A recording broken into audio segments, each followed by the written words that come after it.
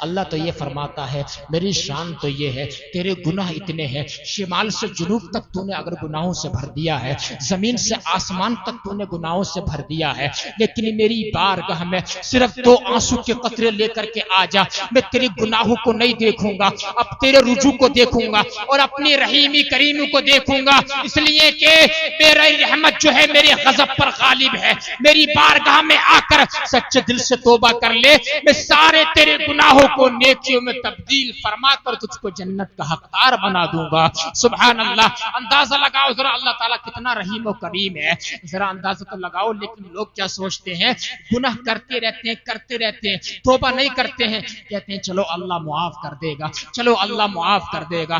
نادان، ذرا یہ تو سوچ اللہ تعالیٰ، تو یہ تو سوچ اللہ معاف کر دے گا، لیکن تو یہ کیوں نہیں سوچتا اللہ نے اگر معاف نہیں کیا تو میرا کیا بنے گا؟ اگر اللہ نے میری پکڑ فرما لی تو میرا کیا بنے گا؟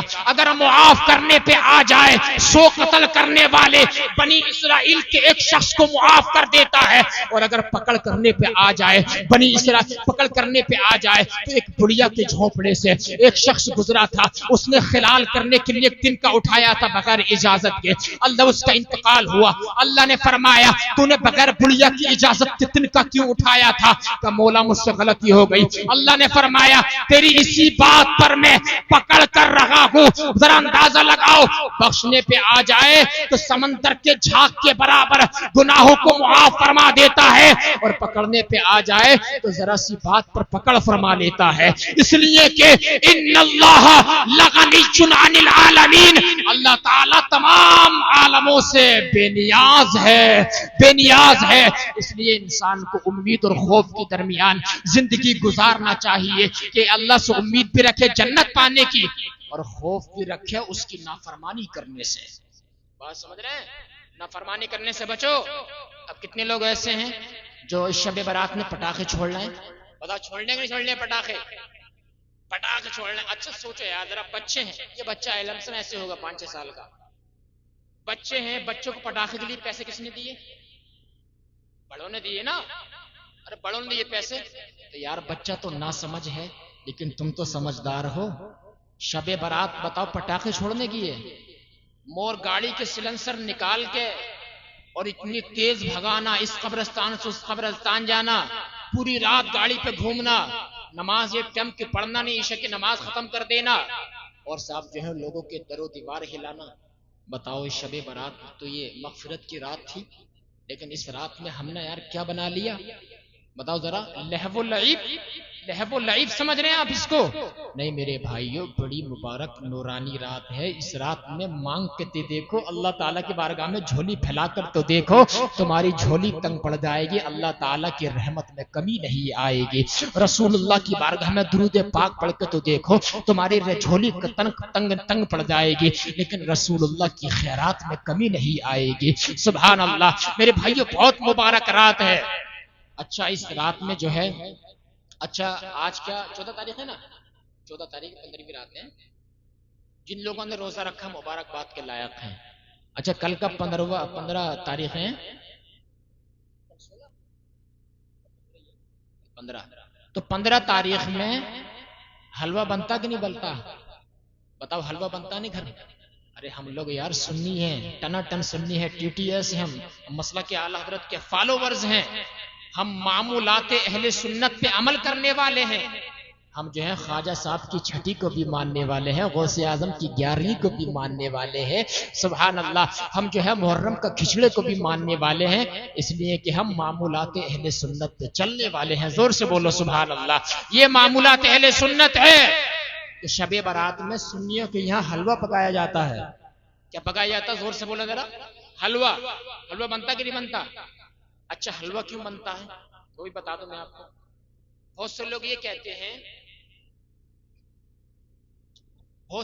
کہتے ہیں کہ شب برات میں حضرت اویس قرنی رضی اللہ تعالی عنہ نے جنگ احد میں جو حضور کا دندان مبارک شہید ہوا تھا، تو حضرت اویس قرنی نے سب دانت کھیل لیے تھے اپنے، اور حلوہ بنتا ہے۔ اب ذرا سنو، توجہ سے، وہ تو اہم بات کرنے لگا ہوں مفتی صاحب کی موجودگی میں، سنو ذرا۔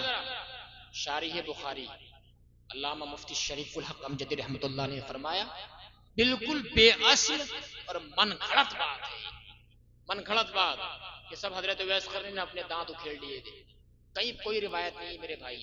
اور حضور کا دانت بھی شہید نہیں ہوا تھا، یہ بھی سن لو، اگر دانت شہید ہو جاتا تو حضور کے حسن میں کمی نہیں آ جاتی؟ بتائیے آپ نے، اگر دانت شہید ہو جاتا کمی نہیں آ جاتی ہے؟ کتابوں میں لکھا، علماء کرام نے جواب دیا ہے، دانت شہید نہیں ہوا تھا بلکہ ہلکی سی ایک کرش ٹوٹ گئی تھی، اس سے حسن میں اور اضافہ ہو گیا تھا۔ بول دو محبت سے سبحان اللہ۔ تو حضرت اویس قرنی نے دانت اپنے نہیں توڑے تھے۔ حلوہ کیوں بنایا جاتا ہے اس کی وجہ بتا دو میں آپ کو میرے بھائیوں، اس لیے کہ شب برات میں تمہاری گھر سے جتنے لوگوں کے انتقال ہو گئے آبا و اجداد میں سے، ان سب کی روحیں گھروں پہ آتی ہیں، بات سمجھ رہے ہیں؟ حلوہ بنا کے میٹھی چیز میں فاتحہ لگا کے ان کے لیے ایصال ثواب کیا جاتا ہے۔ بولو محبت سے سبحان اللہ۔ اس لیے کہ کانا رسول اللہ یحب العسل والحلوہ، حضور علیہ الصلوۃ والسلام جو ہے حلوے کو اور شہد کو پسند فرماتے تھے۔ بولو سبحان اللہ۔ حلوے کو حضور پسند کرتے تھے، شہد کو پسند کرتے تھے، تو جو چیز حضور کو پسند ہے وہ ہماری پسند ہے، جو حضور کو ناپسند ہے وہ ہمیں ناپسند ہے۔ اللہ اکبر۔ تو حضور کو حلوہ پسند ہے، سنیوں نے شب برات میں حلوہ بنا کر کے فاتحہ لگاتے ہیں اور اس کا ثواب تمام مرحومین کو پیش کرتے ہیں۔ سبحان اللہ۔ اس لیے حلوہ بنایا جاتا ہے شب برات میں، بات سمجھ رہے ہیں؟ لیکن میں آپ کو بتاؤں، ذرا سنو، آخری بات بتا رہا ہوں، اس کے بعد رخصت ہو رہا ہوں، بات سمجھ رہے ہیں؟ حلوہ کتنی اچھی چیز ہے، حضور کو کتنا پسند ہے۔ ایک مجھے یہاں پہ حدیث پاک یاد آ گئی، سبحان اللہ۔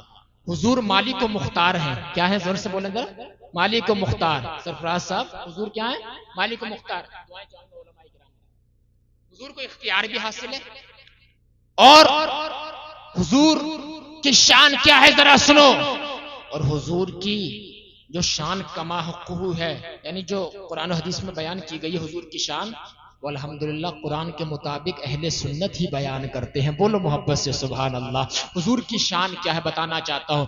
حضور کا جب نکاح ہوا حضرت زینب سے، کس سے نکاح ہوا؟ ادھر والے بولنا، حضرت زینب سے، مطلب لوگوں کی توجہ ہے، سننا ہے محبت سے، بات سمجھ رہے ہیں؟ حضرت زینب سے جب حضور کا نکاح ہوا تو حضرت انس نے نا، حضرت انس حضور کے خادم ہیں، 10 سال خدمت کی ہے حضرت انس نے۔ حضرت انس نے کہا اپنی والدہ حضرت ام سلیم سے، امی حضور نے نکاح فرمایا حضرت زینب سے، کہیں کیا اچھا ہوتا کہ ہم جو ہیں حضور کے لیے کچھ ہدیہ پیش کرتے، کھانے کا کچھ تبرکات پیش کرتے۔ تو حضرت انس کی والدہ حضرت ام سلیم نے کہا بیٹے تم ٹھیک کہتے ہو۔ حضرت انس کی والدہ حضرت ام سلیم نے حضرت ام سلیم نے گھی لیا اور پنیر لیا اور کھجور لی، گھی پنیر کھجور 3 چیزیں مکس کی، اور اس کو ملاوٹ کرنے کے بعد جو ہے حضرت انس کی والدہ حضرت ام سلیم نے بڑا شاندار حلوہ تیار کیا، اور حلوہ تیار کرنے کے بعد جو ہے حضرت انس کو دے دیا، جاؤ بیٹا حضور کی بارگاہ میں پیش کر دینا۔ ذرا سننا میری بات، سننا، ادھر دیکھو، بہت اچھی بات پیش کر رہا ہوں، حضور مالک و مختار ہے۔ اللہ اکبر کبیرہ۔ حضرت انس نے جو ہے اس حلوے کو لیا، اور حلوہ کتنا تھا؟ 1 کانسے میں حلوہ آیا۔ حضرت انس جو حضور کی بارگاہ میں لے کر کے آئے، حضور نے ارشاد فرمایا اے بیٹے انیس، حضور انیس کہہ کر پکارتے تھے، بیٹے تم کیسے آئے ہو؟ عرض کی یا رسول اللہ میری ماں نے جو ہے حلوہ بنا کر کے بھیجا ہے، آقا اس کو قبول فرما لیجئے۔ تو آقا ہدیے کو رد نہیں فرماتے تھے بلکہ قبول فرما لیتے تھے۔ اندازہ لگائیے آپ میری بات کا، حضور علیہ الصلوۃ والسلام نے حلوے کو قبول فرما لیا، ارشاد فرمایا اس حلوے کو ایک برتن میں ڈال دیا جائے۔ جب برتن میں اس کو ڈالا حلوے کو، فرید نگر کے زندہ دل مسلمانوں لکھ کر کے لے جانا میری بات کو۔ حضور نے فرمایا بیٹے انیس جاؤ باہر چلے جاؤ، میرے صحابہ کو بلا کر کے لے کر کے آؤ، اس لیے کہ میں اپنے اس حلوے کو جو ہے اپنے صحابہ کو غلاموں کو کھلانا چاہتا ہوں۔ سبحان اللہ۔ 1 پیالہ حلوہ ہے، حضور کا اختیار دیکھو۔ حضرت انس مسجد نبوی سے باہر جاتے ہیں، صحابہ کرام کو کہتے ہیں تمہیں آقا نے بلایا، تمہیں آقا نے بلایا، تمہیں آقا نے بلایا۔ صحابہ کو جب بھیج دیا، جب حضرت انس کہتے ہیں جب میں نے آ کر کے دیکھا نا تو 10-20 نہیں بلکہ 300 صحابہ اکرام مسجد نبوی کے اندر جمع ہو گئے تھے. بولو یار سبحان اللہ. 300 صحابہ اکرام جو ہے مسجد نبوی کے اندر جمع ہو گئے. اب آقا نے فرمایا حضرت انس سے, انس یہ ایک پیالہ حلوہ ہے, 10 لوگوں کو بلاؤ اور انہیں حلوہ کھلاؤ. 10 لوگ آتے جاتے حلوہ کھاتے جاتے چلے جاتے, 10 لوگ آتے حلوہ کھاتے چلے جاتے, پھر 10 لوگ آتے حلوہ تناول فرماتے پھر چلے جاتے. ایک پیالہ حلوہ, اللہ اکبر کبیرہ, اس میں اتنی برکت کیسے ہوئی؟ حضور نے کھلانے سے پہلے پڑھا تھا وَتَكَلَّمَ بِمَا شَاءَ اللَّهُ, حضور نے وہ پڑھا جو اللہ تعالیٰ نے چاہا. 10 لوگ آتے جاتے حلوے کو کھانے جاتے, ایک پیالہ حلوہ اللہ اکبر 300 صحابہ کرام نے کھا لیا. بتاؤ یہ حضور کا اختیار نہیں ہے تو اور کیا ہے؟ یہ حضور کا معجزہ نہیں ہے تو اور کیا ہے؟ انہی اختیارات کو دیکھ کر ہمارے بریلی کے تاج الشریعہ نے ایک ایسا شعر کہا جس سے دل باغ باغ ہو جاتا ہے. آپ فرماتے ہیں جہاں پانی عطا کر دے بھری جنت ہبا کر دے, نبی مختار کل ہے جسے جو چاہے عطا کر دے. نعرہ تکبیر, نعرہ رسالت, مسلک اعلی حضرت عظمت رسول اکرم, واہ زندہ باد. سبحان اللہ. جہاں بانی عطا کر دیں بھری جنت ہبا کر دیں, نبی مختار کل ہے جس کو جو چاہیں عطا کر دیں. بتاؤ حضور کا کیسا اختیار اللہ نے دیا ہے اپنی اجازت سے. لیکن ہم سنی جو ہے اللہ کے اذن سے مانتے ہیں, اللہ کی اجازت سے مانتے ہیں. کوئی نہیں مانتا ہے کہ حضور کو خود بخود یہ کرنٹ حاصل ہو گیا, خود بخود یہ چیز حاصل ہو گئی. نہیں, خود بخود تو شرک ہو جائے گا, کفر ہو جائے گا. ہم جو مانتے ہیں حضور مالک ہیں اللہ کی عطا سے, حضور مالک کے جنت ہے اللہ تعالیٰ کی عطا سے. حضور کو اختیار دیا گیا ہے مردہ زندہ کرنے کا اللہ تعالیٰ کی اجازت سے, اس لیے کہ اللہ تعالیٰ کی اجازت کے بغیر دنیا میں کچھ ہو بھی نہیں سکتا ہے. سبحان اللہ. ہم سنیوں سے اچھا عقیدہ کس کا ہوگا بتائیے ذرا. ہم مسلک اعلی حضرت کے فالوور ہیں, ہم اسی کو مانتے ہیں جو قرآن و سنت کے اندر لکھا ہوا ہے. سبحان اللہ.